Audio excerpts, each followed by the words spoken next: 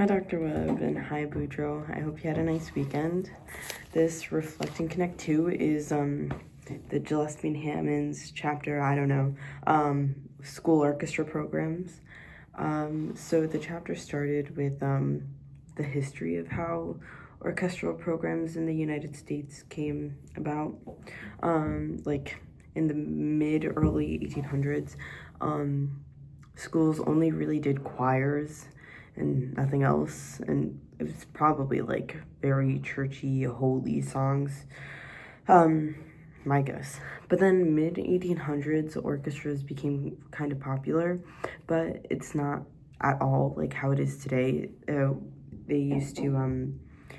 Students used to learn instruments privately, and then teachers would have them come together and they would perform. Like, that's all it was.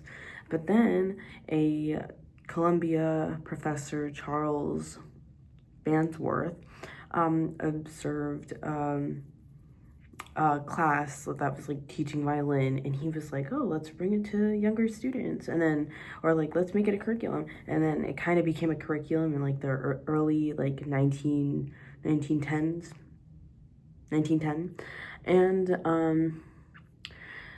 but like it was kind of in the chapter, Gillespie and Hammond say that it's fueled by progressive education, because oh man, I had it, because progressive education, I'll explain it later. But in the 1920s it became really popular. And then like by the actual between the 1910s and 20s, orchestra and like music actually became a part of the curriculum. And that's why it's progressive education. That's why they liked it, because it's really damn it, I had it. They got their hands nitty gritty and dirty, and like they learned things. That's progressive education. What else? Sorry, that was weird. So, the importance of having an orchestra is students, so they can learn, need the hands-on experience and the hands-on skills. That's what I mean, getting their hands dirty and like having them experiment and do all of those things on their own. An important thing that's said in the chapter is that music programs touch communities through their performances, and that's really important. It's mentioned in the beginning and later on in the chapter. In the beginning, it's they just said it, but then towards the end of the chapter, it explains why, and it's really in case they're like budget cuts, like music programs are like shutting down all the time, so having that support to keep those music programs going, especially with the help of the community, is really important. Like in my high school, our budget got cut, and we couldn't really do a lot for like 2 years. It was around COVID, taxes, but I remember it being really hard. What else? Music programs, such communities, benefits.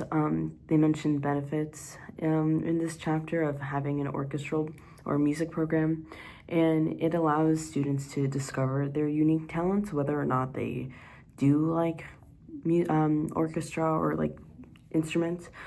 That the fact that they tried it kind of like it allows them to figure out who they are and experience their autonomy. I should stop saying playing string instruments build personal character and expressiveness. And also like in the future, if like students were to have a career in orchestra and playing, it allows them to have opportunities in career, and they can eat.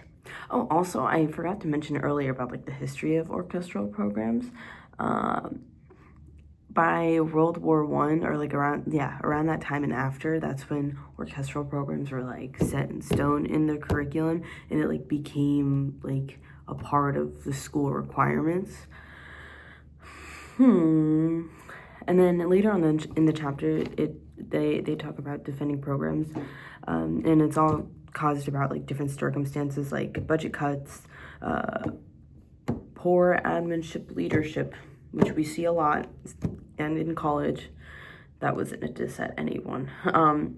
But in the reading, it said that the best bet to do is to use resources, and they mentioned NAFME and ASTA, and like reaching out to them and seeing what you can do with those resources can be really helpful in saving your program.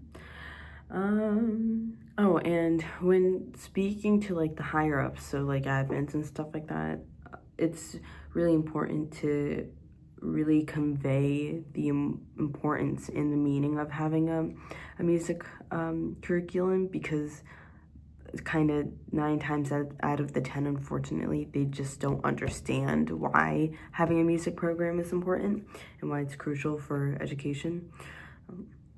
And something else that you can do is invite those like higher ups and admin people to performances, so they can really see like how impactful and how good it is for the students. And then it also mentions like in your orchestra, you want to like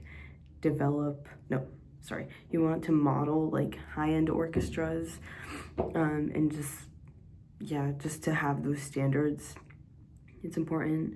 And also to develop community support, so like playing in churches, playing in like fundraisers, this and that. I used to do that all the time.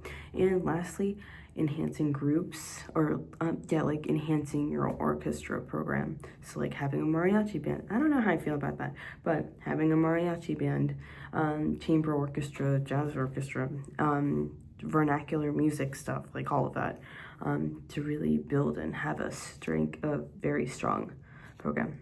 Okay, have a nice week.